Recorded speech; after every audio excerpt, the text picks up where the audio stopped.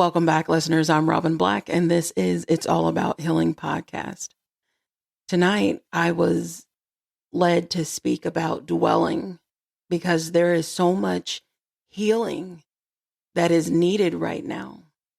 And many are suffering and wanting to numb the pain, leaning on temporary fixes as it's the fear that's growing rapidly right now. And the power that dwelling holds. There are many of us dwelling in our sorrows. We're dwelling in our pains. We're dwelling on what our past once was.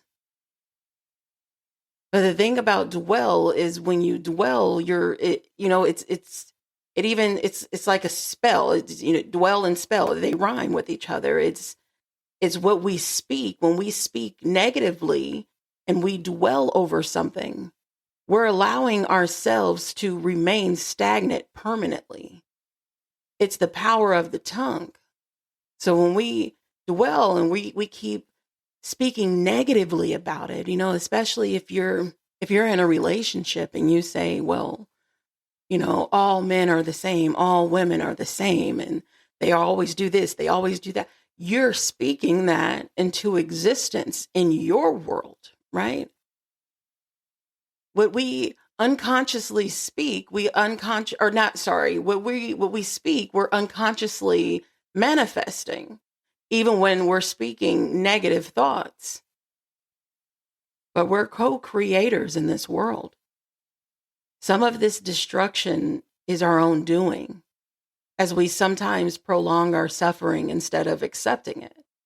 And right now, the world is staying focused on all these fights instead of the issues at hand. They're more focused on, I have to win this fight. That's all that they see. It's as though they're losing sight of what we really need to focus on as a country, right? As one nation under God. Just look at our schools. They always say, children are the future. Children, we got to teach them well and let them lead the way. But the thing is what are we teaching them right now? If we're leading by example, what really are we teaching our children? That's why we got to focus on the issues at hand, just even the schools. Why did they ever get rid of cursive? These kids have to know cursive. They have to be able to sign their names. They should be able to read cursive writing, and they can't. They should have spelling tests all the way through 12th grade. So what where technology stands right now? Children and adults still need to know how to spell. They still need to know how to read. This schooling's there's so much about change that people don't invite in, right? It's like you say, oh, we want change. We need change. This is all about change. But yet they're just words. No one's changing, right? They have changing in prices. Okay. Everything deals with money. Right now, the cost of living, that has changed. Meanwhile, our pay has not. You can't change things without changing the old things. You can't just say, oh, I'm going to change something new without changing the old things. Just like they say, history is supposed to, it keeps repeating itself, but it's not supposed to. And I will always continue to say that history is not supposed to repeat itself because you have to invite in change. You can't just say it and hope and wish that it'll get better. You have to actually do it. And students, they need to learn life skills while they're in school, right? You have your basic math that you need to know, but all this trig and calculus, and it's like, do you really need those classes? No, you don't. But do you need a life class? Absolutely. It's like they focus on embedding, they want to You got to go to college. You got to go to college. If you don't go to college, then you're nothing. And that's not the case. But they're not teaching our children and students that. They're not teaching that it's okay if you don't. But let me teach you some more life skills just in case you choose not to go to college. College isn't for everyone. We got to remember that God's will outweigh skill any day. So, what your purpose is and what you were brought here to do, you can definitely do no matter what is going on in your life, no matter what your circumstances are. You have to know that you have the power of doing it, regardless of what's happening. We have to continue to speak positivity into one another.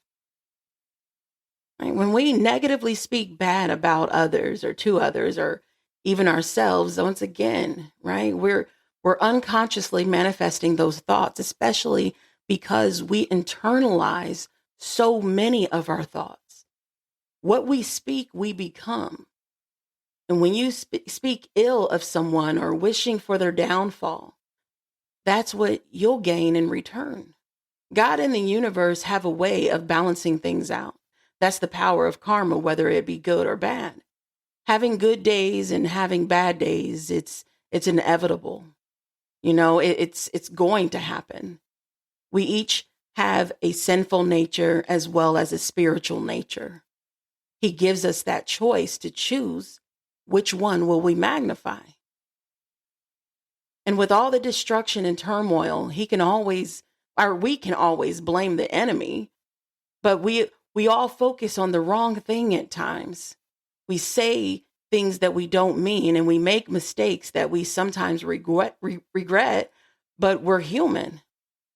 And as humanity, he gave us all his mercy and grace, but vengeance, it's his. That's why he is shining his light in all these dark places. He goes before us as he is our provider and our protector. This is not the time to dwell on the destruction and negativity. This is the time to grow steady. What we think we can do, or what we think should happen to these people or to in all these situations, we can argue about it all day, every day. But what we feel will never be a part of his plan. His ways are not our ways, as his thoughts are not our thoughts. But we have three major things going on right now. We have all this mess with these celebrities, the wars in different countries, and this presidential debate. We're in the midst of spiritual warfare. But the enemies are up against the Father, the Son, and the Holy Spirit. That's the Holy Trinity, right? It's the power of three, right? And the thing that sucks is, yeah, it's a powerful three on the dark side, and it's the power of three on the light side, right? There's two sides to everything. Like I stated before, we all have a sinful nature and a spiritual nature, right? Then you got the presidential, it's either Republican or Democrat. It's black or white. It's always that 50-50. It's always that two-sided energy. And you're just like, man, which one is going to outweigh which? Which one are we going to magnify? But it's God. He always has a plan, and the enemy doesn't know what it is. We don't know what his plan is. But what we do know is that he has this world in his hands. And we can't lose sight of that. When we're focused on what it is that we're seeing or hearing, we can't lose sight and get lost in that distraction. He has a plan. We just have to trust him. It's up to us to remain steadfast. It is in our stillness when he speaks the loudest. He is the Alpha and the Omega. He is our beginnings and our ends. He's the Almighty. There is no one more powerful than him. We have to remember that he is the great I am. Thank you for listening. And everyone, have a wonderful night and stay blessed. Again, I'm your host, Robin Black, and this is It's All About Healing podcast. If you're navigating grief, toxic relationships, trauma, financial pressure, or the slow work of rebuilding after setback piled upon setback, this channel is for you. Our community now spans 118 countries, proof that real stories travel and that healing accelerates when we carry one another. Share your story, lend your voice, and let grace turn pain into purpose. Book your podcast in the link below and share your story. Be sure to like and subscribe, and don't forget to hit that notification bell. Wherever you are in the world, good morning, good evening, and good night. Stay blessed.